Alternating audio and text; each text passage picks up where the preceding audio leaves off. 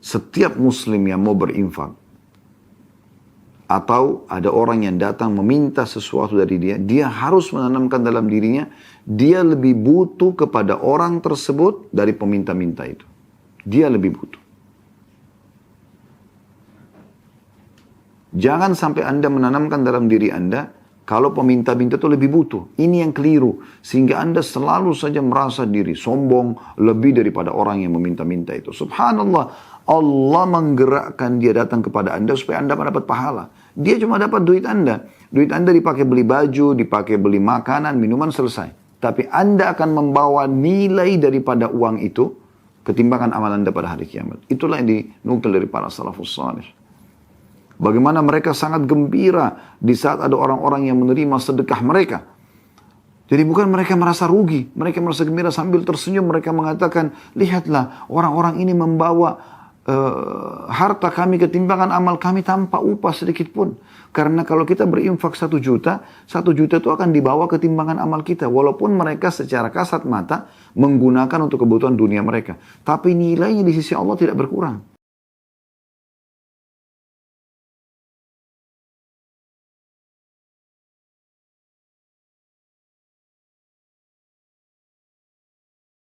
Assalamualaikum warahmatullahi wabarakatuh. Alhamdulillah, wassalatu wassalamu ala rasulillah. Segala puji dan puja kehadirat Allah subhanahu wa ta'ala, juga salawat dan taslim kepada Nabi besar Muhammad sallallahu alaihi wa ala alihi wa sahbihi wasallam. Bertemu lagi teman-teman sekalian di Rabu siang hari, seperti biasa pukul 13.00 sampai 14.00 kita membedah salah satu buku kumpulan hadis-hadis Nabi SAW yang terbaik, yaitu Riyadhus Shalihin tulis oleh Imam Nawawi rahimahullah. Dan kita sekarang akan masuk ke bab baru, yaitu bab ke-60. Judulnya, Bab Kemurahan Hati, Kedermawanan, dan Berinfak pada Jalan-Jalan Kebaikan karena percaya kepada Allah subhanahu wa ta'ala. Subhanallah, momentum bahasan ini sangat bertepatan sekali dengan masalah bulan Ramadan. Di mana di bulan Ramadan memang kita dianjurkan untuk lebih banyak berinfak, lebih menjadi dermawan. Disebutkan dalam sebuah riwayat yang sahih, bagaimana Nabi SAW kana ajwadun nas, orang yang sangat dermawan, ya, murah hati, mudah memberi, dan jarang atau bisa dikatakan tidak pernah menolak permintaan orang. Wa kana ajwadu ma yakunu fi Ramadan, dan beliau lebih dermawan lagi di bulan Ramadan.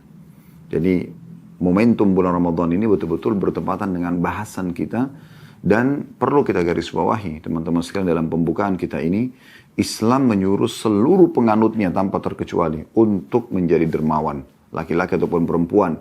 Kita disuruh selalu targetnya berbagi, memberi, berinfak di jalan Allah subhanahu wa ta'ala. Semampu kita, dan selalu memberikan yang terbaik di jalan Allah subhanahu wa ta'ala. Allah menyebutkan dalam banyak ayat-ayat dan dalil-dalil tentang masalah anjuran berinfak ini.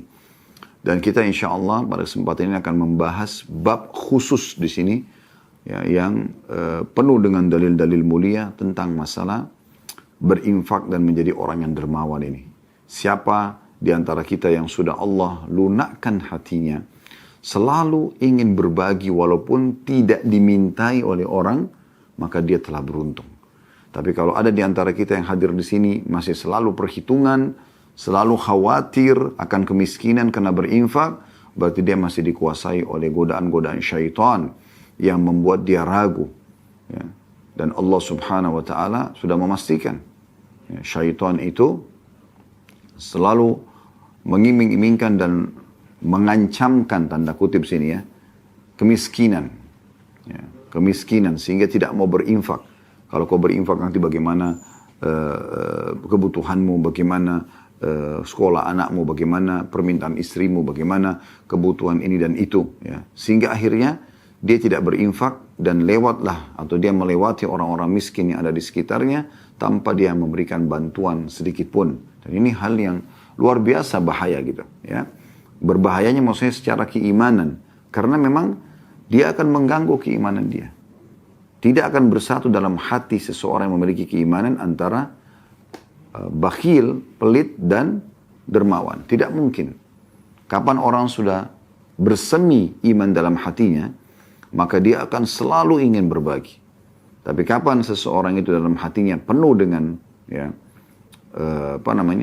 perasaan-perasaan khawatir kalau dia berinfak di jalan Allah, atau perhitungan bakhil ya dalam berinfak di jalan Allah Subhanahu wa taala, berarti dia masih ya perlu membenahi keimanan dia, ya, meningkatkan keimanan dia supaya betul-betul dia tidak lagi ya merasa ragu.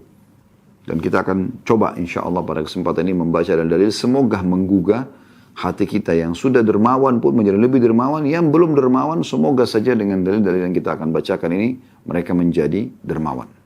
Kita akan mulai teman-teman apa yang ditulis oleh Imam Nawawi rahimahullah. Dalil yang pertama adalah firman Allah Subhanahu wa taala dalam surah Saba ayat 39. A'udzu billahi minasyaitonir rajim.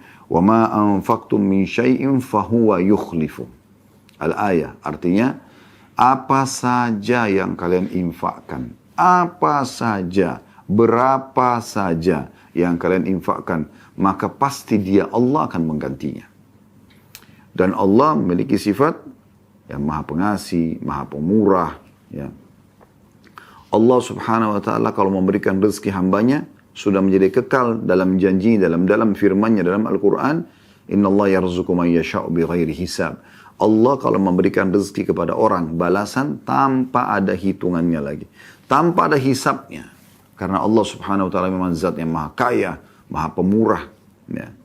Kalau ada manusia yang dermawan, Allah Subhanahu wa ta'ala jauh berlipat ganda daripada dia. Makanya Allah Subhanahu wa ta'ala menunjukkan kemahamurahannya itu ya, di dalam firman-Nya, man ja'a bil hasanati falahu asyru amsalihha. Siapa yang datang mengerjakan satu perbuatan baik, maka Allah akan balas 10 kali lipat, menunjukkan kedermawanan, kemahamurahan Allah Subhanahu wa ta'ala. Ayat ini camkan baik-baik. Jadikan sebagai prinsip hidup Anda yang akan selalu menepis semua bisikan syaitan setiap kali mau berinfak di jalan Allah. Kalau apapun dan berapapun yang engkau infakkan, maka akan diganti oleh Allah. Saudaraku seiman, apa yang membuat Anda ragu? Kalau seandainya Anda bekerja di satu perusahaan, dan Anda yakin pemilik perusahaan ini jujur misalnya, kalau Anda bekerja, pasti Anda akan terima gaji Anda di akhir bulan, karena kejujuran dia. Bagaimana Anda tidak yakin dengan sang pencipta Allah, pencipta langit dan bumi ini, yang menciptakan Anda dan atasan Anda itu? Dia menjanjikan berinfak di jalannya, dia akan ganti. Apa yang membuat Anda ragu? Kenapa Anda masih memilih-milih uang mana yang akan saya keluarkan? Pada saat ada orang miskin minta. Kenapa tidak Anda korek kantong Anda dan Anda keluarkan? Bahkan kadang-kadang syaitan masih bisa menggoda di saat kita menarik uang. Ternyata yang kita tarik 100 ribu, syaitan masih membisikkan sebelum kita keluarkan. Kenapa 100 ribu terlalu besar? 10 ribu aja. Kita masih coba mengganti uang itu kepada uang yang lain. Orang yang bersemi iman dalam hatinya tidak akan pernah menukar lagi. Apa yang dipegang di tangannya dia akan berikan. Dengan penuh keyakinan, sekali lagi kembali kepada ayat ini. Apapun yang kalian infakkan, pasti Allah akan ganti. Pasti diganti. Lalu apa yang diragukan? Apa yang Anda ragukan sehingga membuat Anda tidak mau berinfak di jalan Allah Subhanahu wa ta'ala? Di ayat yang kedua, di dalam surah Al-Baqarah ayat 272. A'udzu billahi minasyaitonir rajim. Wa ma tunfiqu min khairin fali anfusikum wa ma tunfiquna illa ibtigha'a wajhillah wa ma tunfiqu min khairin yuwaffa ilaikum wa antum la tuzlamun. Apapun harta yang kalian infakkan, maka kebaikannya untuk kalian sendiri. Jadi secara kejiwaan kita sedang menyelamatkan diri kita dari sifat bakhil, sifat pelit, ya. Kita selamatkan diri kita. Dan dari sisi Allah Subhanahu wa ta'ala akan dibalas dengan balasan yang melimpah. Ya. Lalu kenapa kita ragu? Kenapa kita tidak berpikir ya, untuk justru meraih apa yang Allah Subhanahu wa ta'ala janjikan? Allah menjanjikan kepada kita akan membalas 10 kali lipat. Jadi sangat jelas. Lalu kenapa setiap orang di antara kita masih selalu ragu saja? Kita akan coba teman-teman sekalian membaca beberapa firman Allah Subhanahu wa ta'ala berhubungan dengan masalah infak ini. Anda bisa buka Al-Baqarah 261. Karena kebetulan di sini disebutkan tentang Al-Baqarah, ya. Ada 272 dan ada juga 273 di setelahnya, ya. Saya bacakan dulu tadi terjemahan yang sudah kita bacakan 272, ya. Apapun harta yang kau infakkan, kata Allah, kebaikannya untuk kalian sendiri. Dan janganlah kalian berinfak melainkan karena mencari wajah Allah, ikhlas karena Allah. Dan apapun harta yang kalian infakkan, niscaya kalian akan diberi balasan secara penuh. Dan kalian tidak akan dizalimi sedikit pun. Tidak akan dirugikan dengan bersedekah itu. 272. 273-nya Allah SWT mengatakan, وَمَا تُنْفِقُ مِنْ خَيْرٍ فَإِنَّ اللَّهَ بِهِ عَلِيمٌ. Apapun harta yang baik yang kalian infakkan. Ada perintah untuk menginfakkan harta terbaik yang kita miliki. Maka sungguhnya Allah maha mengetahuinya. Baik. Di sini diangkat oleh beliau 3 buah ayat. Saya ingin lebih menyentuh lagi hati-hati kita secara keimanan. Karena harapan setelah membahas bab ini teman-teman sekalian benar-benar kita sudah loyal dan royal di jalan Allah. Tanpa lagi ada batas. Dan demi Allah saya bersumpah teman-teman sekalian ini adalah kunci kekayaan. Infak. Berinfak di jalan Allah.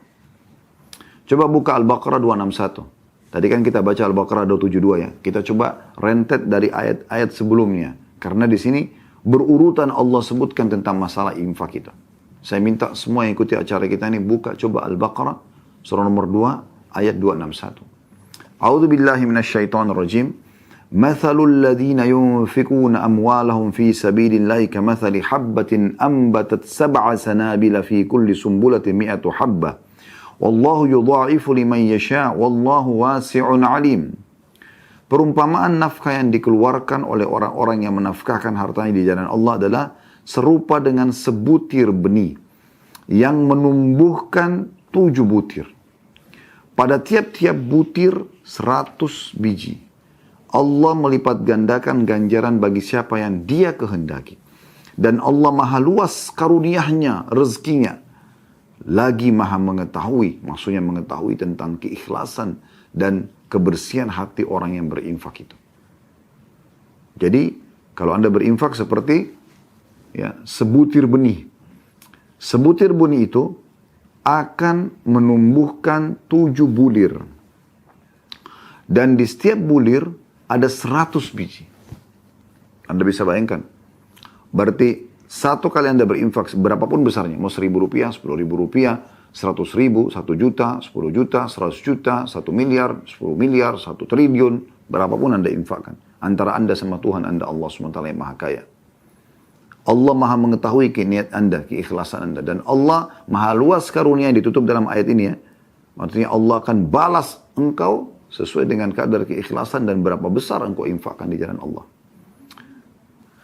Satu ini Allah jadikan seperti satu benih. Ya. Satu benih. Benih ini menumbuhkan 7 bulir. Berarti 1 jadi 7. Di setiap 1 bulir ada 100 biji. Berarti 100 kali 7, 700. Artinya 700 kali lipat Allah ganti. 700 kali lipat. Siapa yang transaksi dengan Anda dapat 700%. Siapa? Teman-teman sekalian. Datangkan perusahaan yang paling hebat di dunia. Yang menjanjikan paling besar keuntungan. Adakah yang janjikan Anda keuntungan 700%? Mustahil. Mustahil, teman-teman. 100% aja itu sudah bisa dicurigai perusahaannya. Anda masukkan 100 juta, dia akan kembalikan 100 juta juga. Di saat itu, kalau ada orang membuka peluang usaha 100 juta, kemudian bagi hasil per tahun, mungkin karena Allah bukain rezeki lalu kemudian menguntungkan, akhirnya dia bisa memberikan 100 juta satu tahun, itu beda. Ini janjinya adalah Allah memberikan di saat itu juga. Dalam bentuk pahala. Kalau dalam bentuk rezeki yang dibutuhkan di dunia, Allah bisa kasih kesehatan, keturunan, pasangan yang baik, ya, segala macam hal. Di antara juga Allah bisa berikan harta. Ayat 262-nya, lanjutannya. Alladzina yunfikuna amwalahum fi sabilillahi thumma la yutbi'una ma anfaqu mannan wala adhan lahum ajruhum 'inda rabbihim wala khaufun 'alaihim wala hum yahzanun. Orang-orang yang menafkahkan hartanya di jalan Allah, syaratnya kemudian mereka tidak mengiringi apa yang dinafkahkan itu dengan menyebut-nyebut pemberiannya. Man. Saya kan sudah bantu kamu, saya kan sudah beri kamu. Nggak boleh sebut-sebut. Man. Dan ini menyebut-nyebut bukan cuma sekedar menghilangkan pahala, juga masuk dalam kategori dosa besar. Sebagaimana ditulis oleh Imam Ad-Dhahabi rahimahullah. Di sini ada dua syaratnya, tidak menyebut-nyebut pemberiannya, kasih ya sudah, antara dia sama Allah. Dan juga tidak menyakiti perasaan si penerima. Jangan lempar ke wajahnya. Kalau memberi, buka jendela mobil, jangan keluar jari. Seakan-akan tidak mau dilihat oleh orang yang akan menerima. Kenapa? Kecuali kalau hujan deras, turunkan jendela itu. Mereka orang-orang ini yang tidak menyebut-nyebut pemberiannya, juga dia tidak menyakiti perasaan orang yang diberi, maka akan memperoleh pahala di sisi Tuhan mereka. Tidak ada kekhawatiran terhadap mereka atas kemiskinan di dunia, susahnya hidup karena mereka berinfak, dan di akhirat juga mereka tidak akan perlu khawatir, tidak dapat pahalanya, dan mereka tidak perlu bersedih hati. Ayat 263-nya, qaulun ma'rufun wa maghfiratun khairun min sadaqatin yatba'uha adha wallahu ghaniyyun halim. Perkataan yang baik dan permintaan maaf lebih baik daripada sedekah yang diiringi dengan sesuatu yang menyakitkan si penerima. Allah Maha Kaya lagi Maha Penyantun. Kalau kita tidak punya, kita bilang, mohon maaf ya, saya belum punya. Ya, saya belum punya. Mungkin di lain kesempatan. Kita bisa bahasakan baik-baik. Minta maaf kata Allah. Di sini berarti kita ambil sebuah benang merah penting ya, teman-teman sekalian. Setiap muslim yang mau berinfak, atau ada orang yang datang meminta sesuatu dari dia, dia harus menanamkan dalam dirinya, dia lebih butuh kepada orang tersebut dari peminta-minta itu. Dia lebih butuh. Jangan sampai Anda menanamkan dalam diri Anda, kalau peminta-minta itu lebih butuh. Ini yang keliru. Sehingga Anda selalu saja merasa diri sombong lebih daripada orang yang meminta-minta itu. Subhanallah. Allah menggerakkan dia datang kepada Anda supaya Anda mendapat pahala. Dia cuma dapat duit Anda. Duit Anda dipakai beli baju, dipakai beli makanan, minuman, selesai. Tapi Anda akan membawa nilai daripada uang itu ketimbangan amal Anda pada hari kiamat. Itulah yang dinukil dari para salafus salih. Bagaimana mereka sangat gembira di saat ada orang-orang yang menerima sedekah mereka. Jadi bukan mereka merasa rugi. Mereka merasa gembira sambil tersenyum. Mereka mengatakan, lihatlah orang-orang ini membawa harta kami ketimbangan amal kami tanpa upah sedikit pun. Karena kalau kita berinfak 1 juta, 1 juta itu akan dibawa ketimbangan amal kita. Walaupun mereka secara kasat mata menggunakan untuk kebutuhan dunia mereka. Tapi nilainya di sisi Allah tidak berkurang. Allah akan balas di dunia, Allah akan berikan berlipat ganda. Tadi sudah kita jelaskan. Ya. Bagaimana Allah gambarkan dalam ayat surah Al-Baqarah ini. Seperti satu benih yang mengeluarkan 7 bulir dan 1 bulir ada 100 biji. Kemudian Allah ingatkan di ayat 264-nya. Ya ayyuhalladzina amanu la tubtilu sadaqatikum bil manni wal adha kalladhi yunfiqu malahu ria'an nasi wa la yu'minu billahi wal yawmil akhir. فمثله كمثل صفوان عليه تراب فأصاب وابل فتركه صلدا لا يقدرون على شيء مما كسبوا والله لا يهدي القوم الكافرين. Hai orang-orang yang beriman, yang dipanggil yang punya keimanan dalam hatinya. Janganlah kamu menghilangkan pahala sedekahmu dengan menyebut-nyebutnya. Saya kan sudah kasih, saya kan begini dan begitu. Dan juga menyakiti perasaan si penerima. Allah ulangi lagi. 2 atau 3 ayat Allah ulangi, jangan sakiti mereka. Kalau tidak bisa, tidak ada sama sekali, minta maaf. Karena mereka Allah datangkan untuk memberikan peluang pahala buat kita. Coba teman-teman jangan pernah lihat ada orang miskin lewat di depan kita. Minta atau tidak minta kecuali kita beri. Di situ Anda sudah betul-betul menyirami iman Anda dalam hati dengan air sejuk. yang akan membuat dia tumbuh subur. Itu pasti. Kasih mereka. Tanpa minta pun Anda kasih. Selama Anda lihat, kelihatan orang miskin. Banyak. Kata Allah Subhanahu wa taala, saya ulangi, hai orang beriman, jangan kamu menghilangkan pahala sedekahmu dengan menyebut-nyebutnya dan menyakiti perasaan si penerima, seperti orang yang menafkahkan hartanya hanya karena riya kepada manusia, mau dipuji saja, dan dia tidak beriman kepada Allah dan hari kemudian. Orang yang mau riya tidak beriman kepada Allah berarti, karena tidak ingin balasan dari Allah kan. Maka perumpamaan orang-orang yang riya ini seperti batu yang licin, di atasnya ada tanah. Kalau ada batu bulat licin, Anda taburi tanah di atasnya. Ya. Kemudian batu itu ditimpa dengan hujan yang lebat.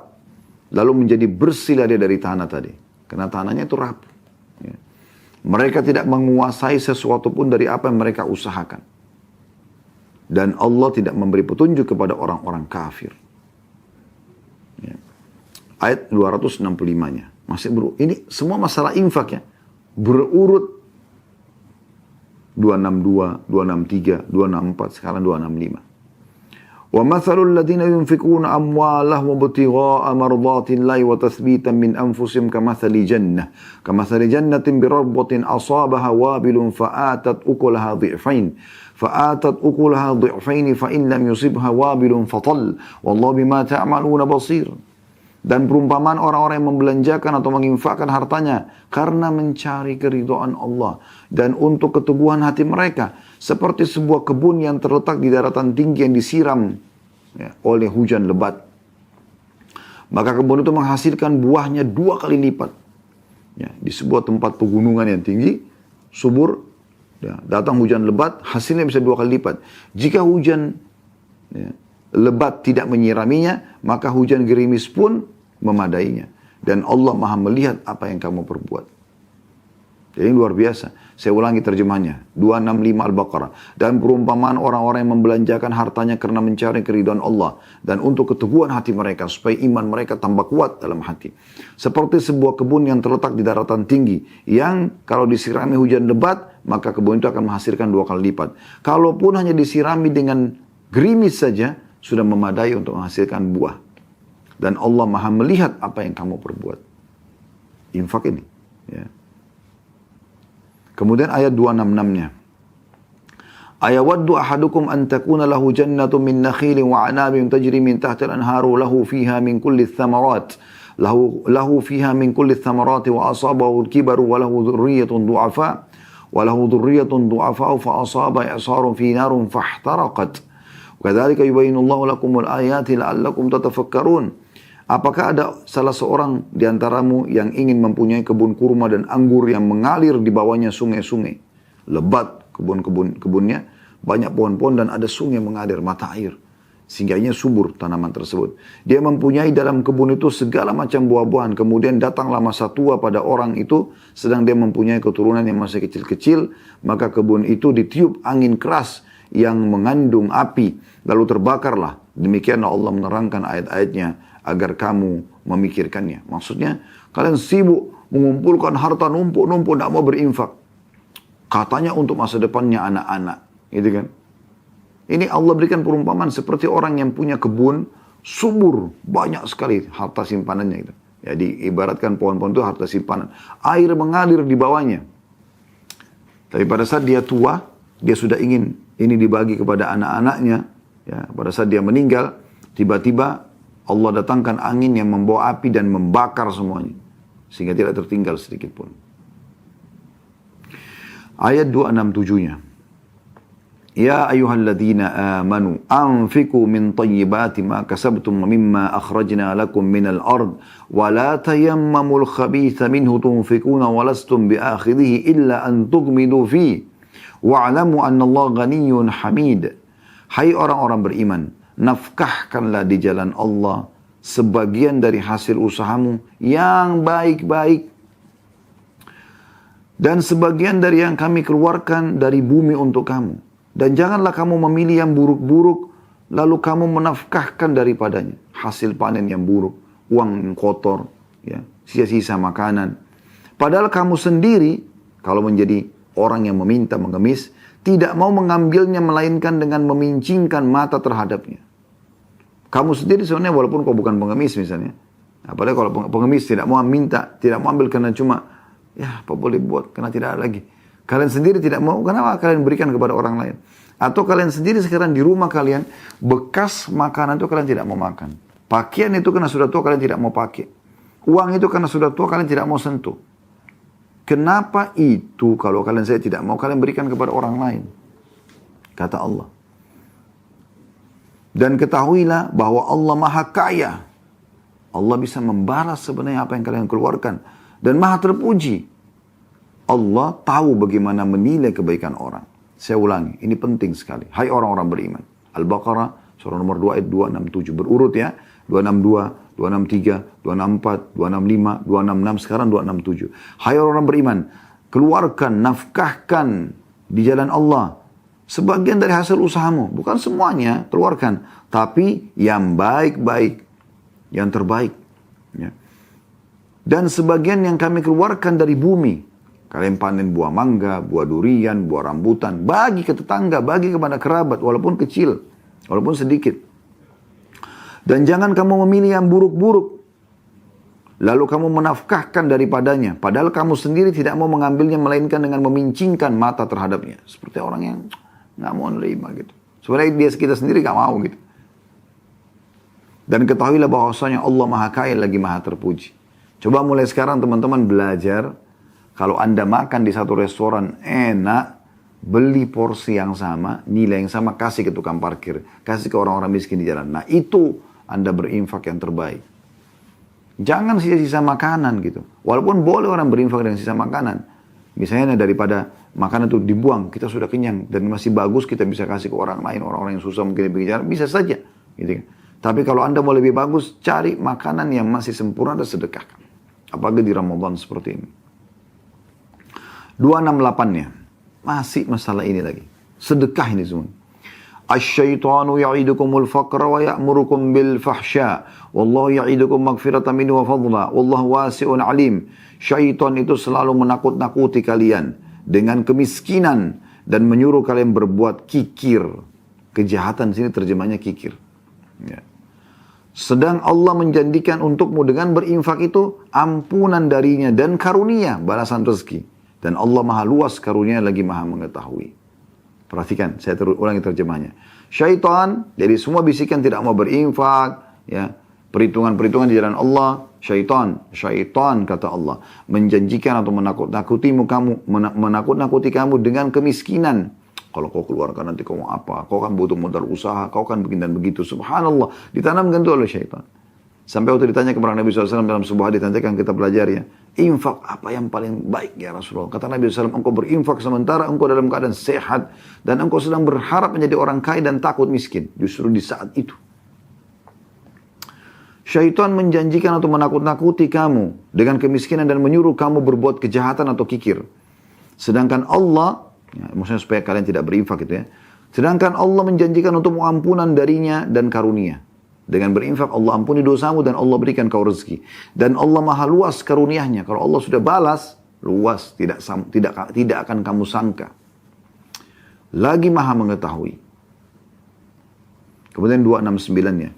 Yu'til hikmata man yasha' wa man yu'tal hikmata faqad utiya khairan katsira wa ma yadhakkaru illa ulul albab. Allah menganugerahkan al-hikmah atau kefahaman tentang Al-Quran dan Sunnah kepada siapa yang dia kehendaki.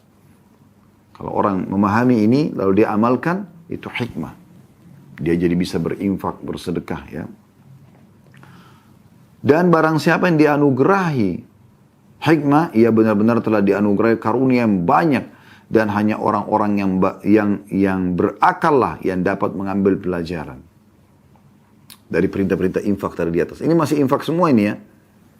Di ayat 270-nya. Masih nyambung. Wa ma anfaqtum min nafaqatin aw nadartum min nadrin fa innallaha ya'lamu wa ma lidh-dhalimina min ansar. Apa saja yang kau nafkahkan atau apa saja yang kamu nadarkan. Niatkan. Maka sungguhnya Allah mengetahuinya. Orang-orang yang berbuat zalim tidak ada seorang penolong pun baginya.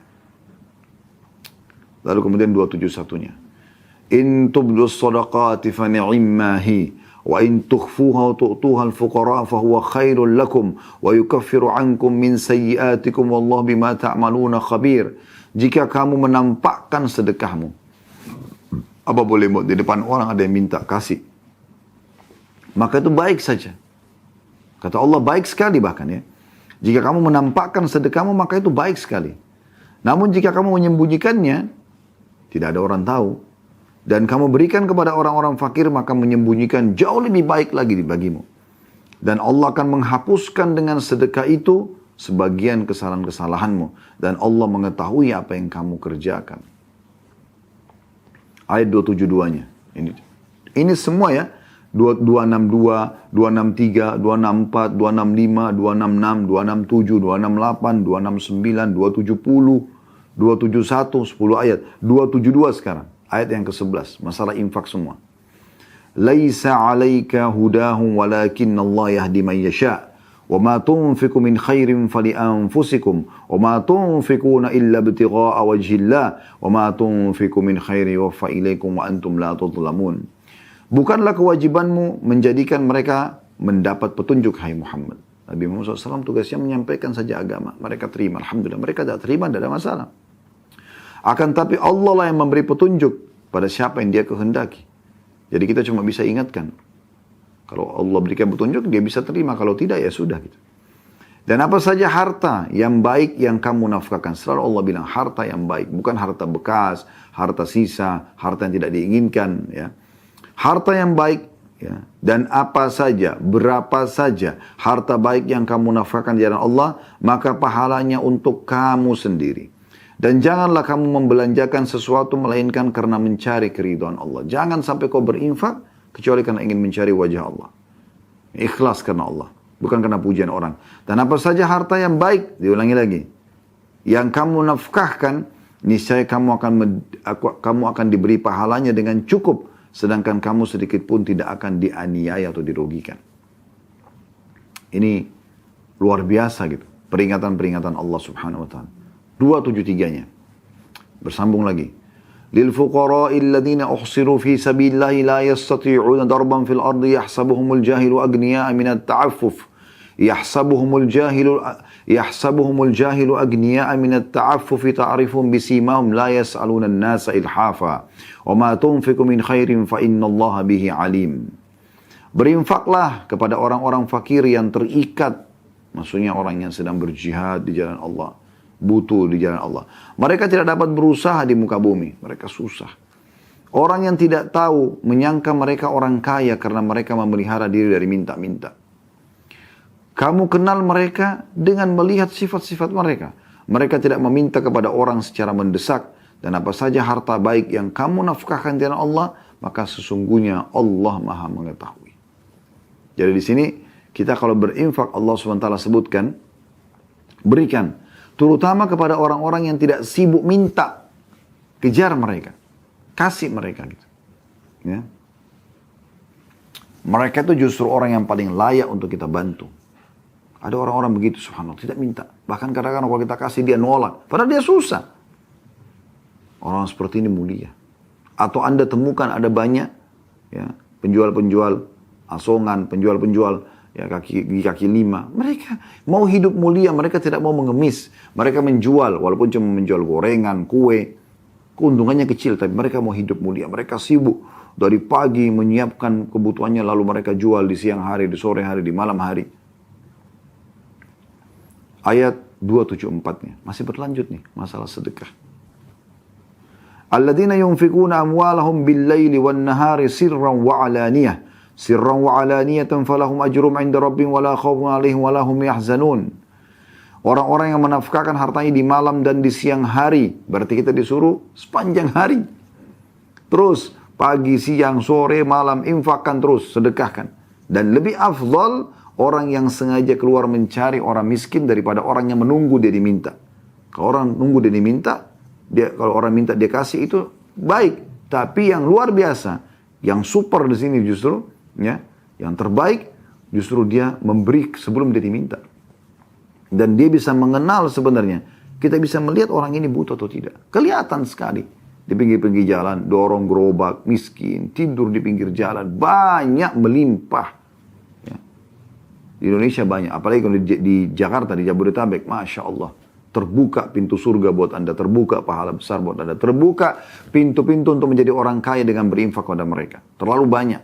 Di Ramadan begini Anda keluar, siang hari begini Anda temukan penuh di pinggir-pinggir jalan. Orang butuh, minta. Kata Allah SWT, orang-orang yang menafkahkan hartanya di malam dan di siang hari secara tersembunyi dan terang-terangan, maka mereka mendapat pahala di sisi Tuhannya. Tidak ada kekhawatiran terhadap mereka dan tidak pula mereka bersedih hati. Jadi Allah Subhanahu wa taala terus menekankan tentang masalah infak ya. Ini luar biasa. Dan masih banyak ayat-ayat lain tentang masalah sedekah, masih banyak. Baik, kita akan bacakan hadis yang ditulis oleh Imam Nawawi rahimahullah. Hadis pertama dalam bab ke-60 ini, nomor 549 dari awal belajar. Berbunyi dari Ibnu Mas'ud radhiyallahu anhum, dari Nabi sallallahu alaihi wasallam, beliau bersabda, "La hasada illa fi ithnatain.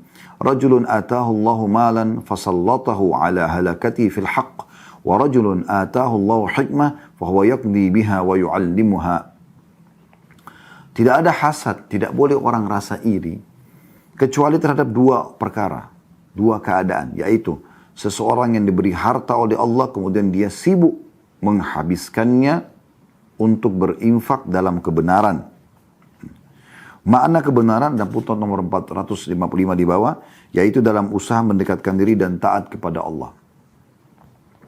Dan seseorang yang diberi hikmah, ini golongan yang kedua, yang Allah berikan ilmu agama, faham Al-Quran dan Sunnah, oleh Allah, dan seseorang diberikan hikmah oleh Allah, lalu dia memutuskan dengannya dan mengajarkannya. Hadis ini riwayat Bukhari dan Muslim. Artinya, hendaklah seseorang tidak dihasadi kecuali oleh salah satu dari dua nikmat ini. Kita coba kasih penjelasan global dulu. Hasad atau iri kan tidak boleh dalam Islam. Tidak boleh dalam Islam. Terutama kalau Anda berharap nikmat itu hilang dari dia. Nikmat itu hilang dari dia. Kata Nabi SAW, hati-hati kepada hasad, karena hasad itu atau iri dengki itu bisa membakar pahala sebagaimana api membakar karat besi atau membakar kayu bakar. Atau kama qala Nabi SAW. Jadi kita harus hati-hati.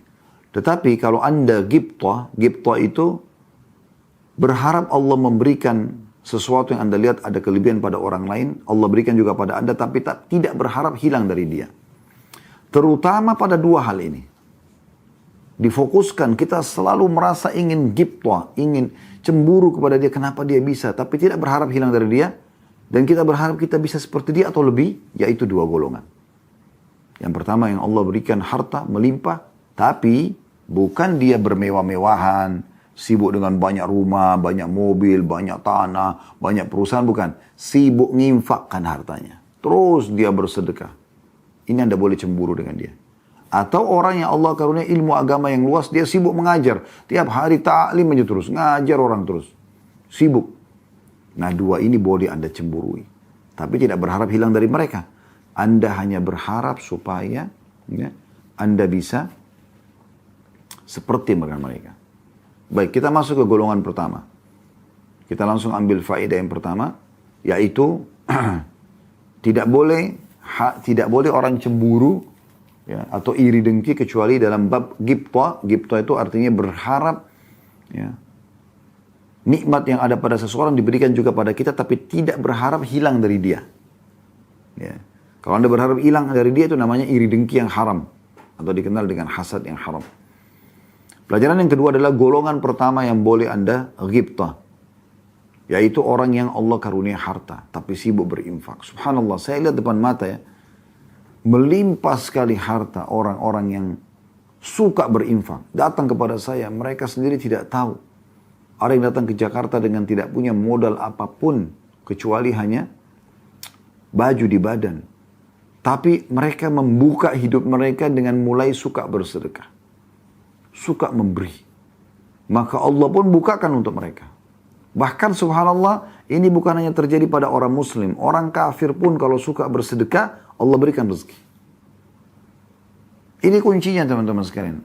royal di jalan Allah SWT. Keluarkan, jangan perhitungan. Allah SWT akan berikan kepada anda. Terlalu banyak dalil tadi sudah kita bacakan. Al-Baqarah, lebih dari 10 atau 11 ayat berbicara tentang masalah itu. Belum lagi ayat-ayat yang lain, itu baru satu surah saja. Banyak sekali ayat-ayat yang menyebutkan tentang masalah sedekah.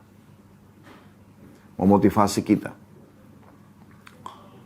Dan kuncinya memberi. Punya harta beri. Saya temukan banyak orang begitu. Dari jemaah umroh, jemaah haji. Ada yang sibuk.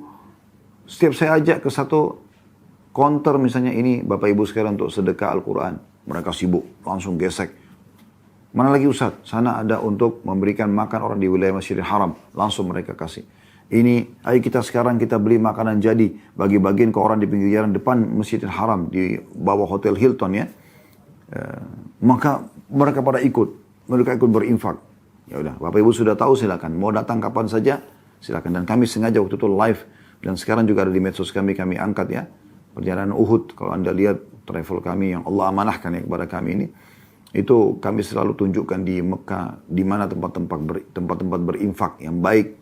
Anda bisa lihat, kalau Anda lagi di Mekah sekarang, Anda ikutin acara ini. Atau Anda lagi di Madinah menuju ke Mekah. Atau Anda memang baik yang umroh, ataupun orang yang mukim di sana. Ada banyak yayasan-yayasan, lembaga-lembaga sosial yang bisa Anda lakukan di situ. Ya, maksudnya Anda bisa berinfak di situ. Dan insya Allah kami nanti tanggal 18 April juga akan take off dengan izin Allah Subhanahu Wa Taala umrah, biidnillahi Taala, dan kita akan ke Madinah dulu selama 3 hari, ya kurang lebih. Lalu kami akan ke Mekah insya Allah. Semoga Allah ikhlaskan dia dan Allah mudahkan. Kami akan habiskan 10 terakhir Ramadan sampai Lebaran Idul Fitri nanti. Semuanya di Mekah dengan izin Allah Subhanahu Wa Taala. Sekaligus saya ingatkan teman-teman sekalian, kalau Anda punya rezeki, umrohlah. Umroh terutama di Ramadan. Anda mau sama kami silakan, Anda mau sama travel lain silakan. Umroh. Lakukan umroh itu. Bahkan kalau Anda mengatakan pada saya, Ustaz saya punya uang nih, pas untuk saya bayar umroh, mana yang saya lakukan? Saya umroh atau saya buka usaha? Umroh. Kata Nabi SAW, ikuti umroh dan haji secara rutin.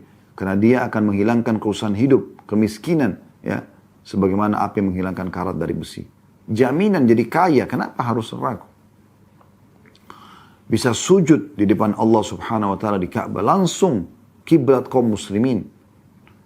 Dari sini kita ribuan kilometer, kalau dari Indonesia. Ini depan mata Ka'bah, tinggal sujud minta kepada Allah Subhanahu Wa Taala. Bisa tawaf setiap saat di rumah Allah Subhanahu Wa Taala. Sibuk dengan ibadah-ibadah di sana.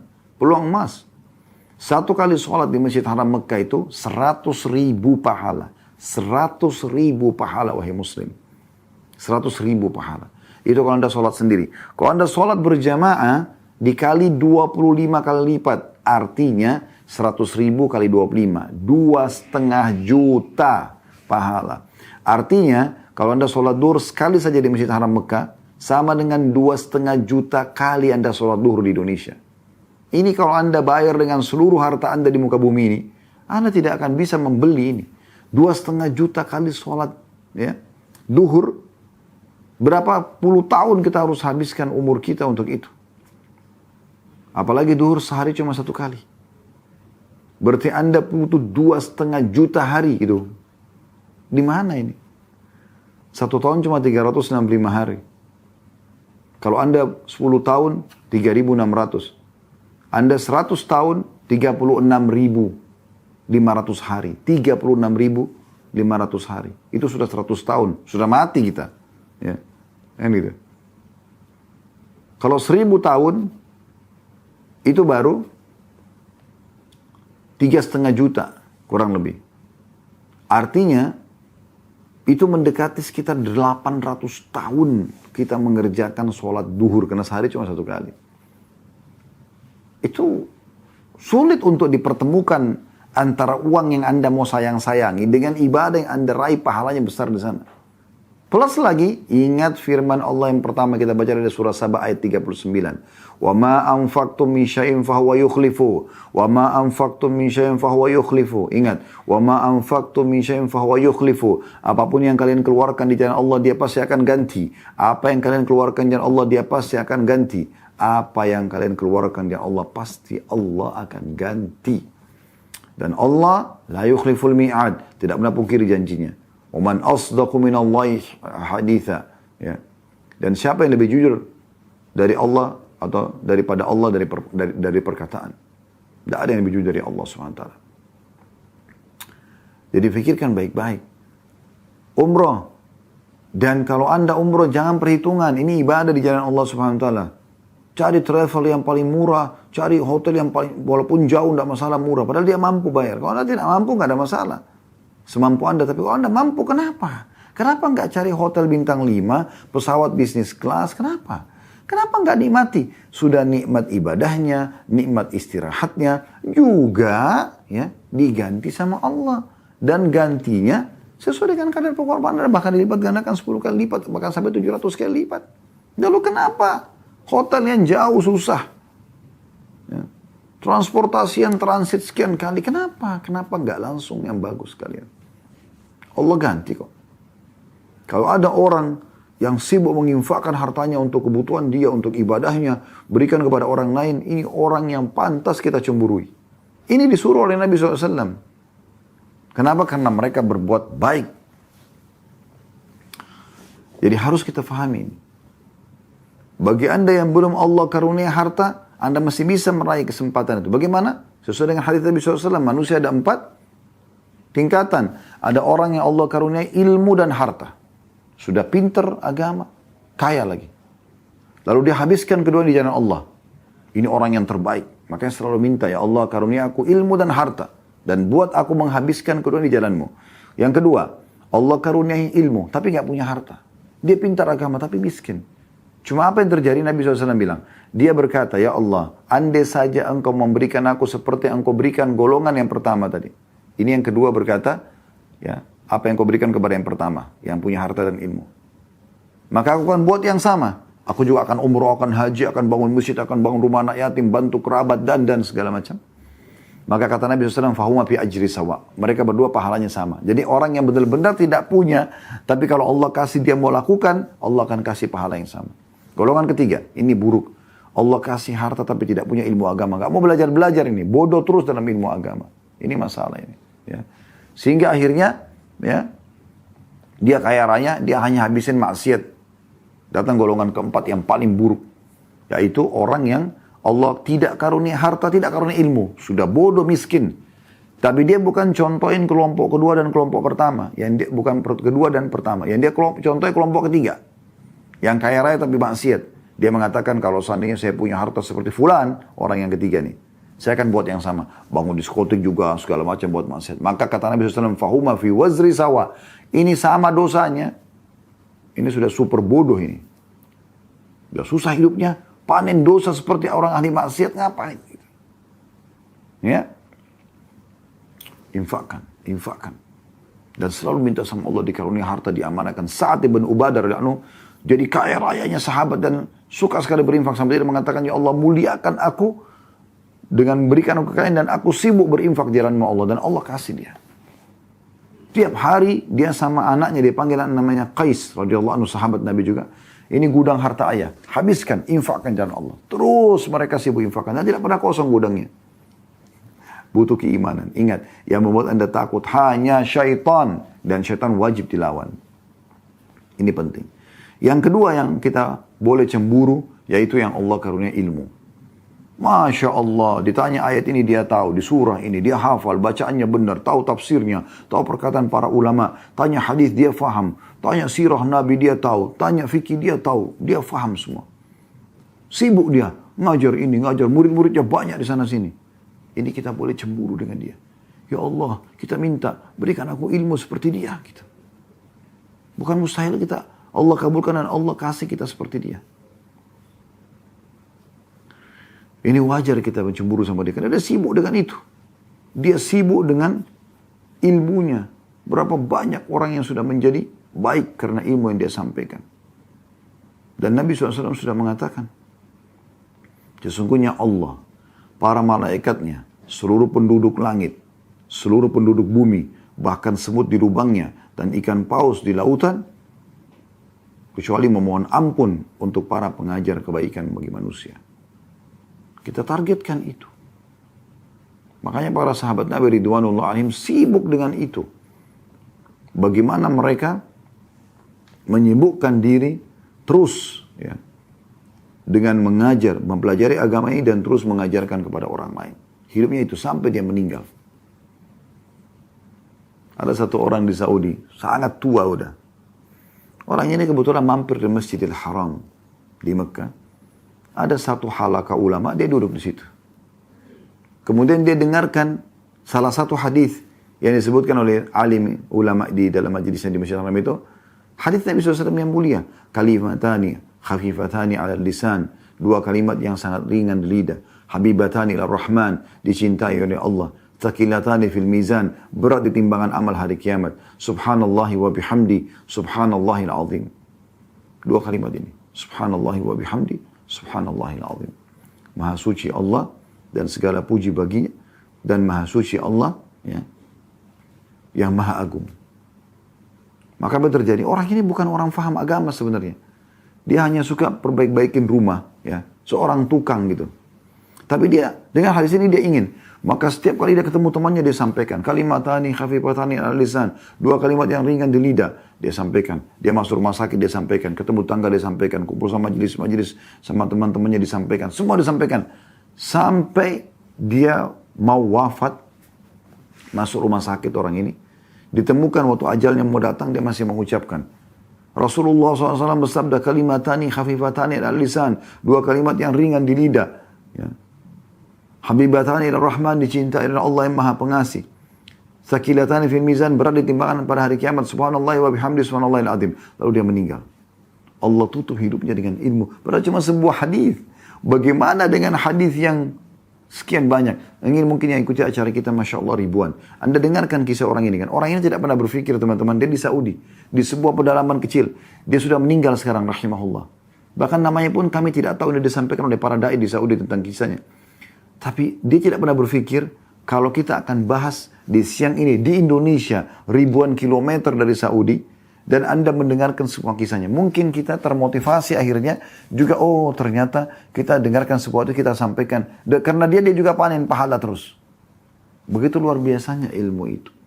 Ilmu itu mahal.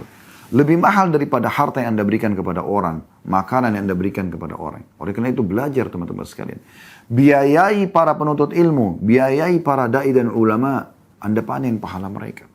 Beasiswakan teman-teman para penghafal Quran. Santri-santri di pesantren, sibuk bayar mereka itu, kejar. Datang ke pesantren, datang ke Islamic Boarding School, ada nggak di sini orang yang berprestasi? Saya mau nanggung SPP-nya setiap bulan, bayar.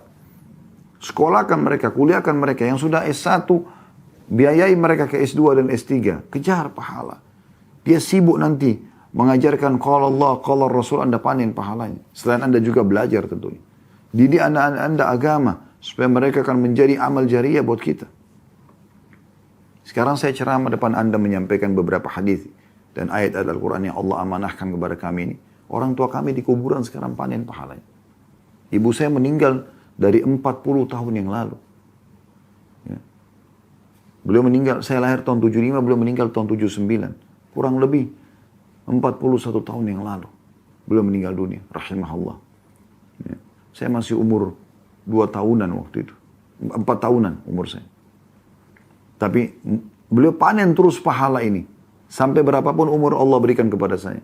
Anda dengarkan juga, ibu saya tidak kenal Anda, tapi beliau panen pahalanya. Ayah saya baru meninggal tahun lalu, beliau panen pahala semua ini. Begitu luar biasanya. Didik anak-anak Anda dalam agama. Mungkin awalnya mereka malas, paksakan mereka, didik mereka. Nanti mereka akan tahu nilainya. Ini penting sekali. Ini hadis yang kita pelajari pada kesempatan ini. Buat saya teman-teman sekalian semua bermanfaat. Subhanakallah wa bihamdika. Asyhadu an la ilaha illa anta astaghfiruka wa atubu ilaik. Assalamualaikum warahmatullahi wabarakatuh.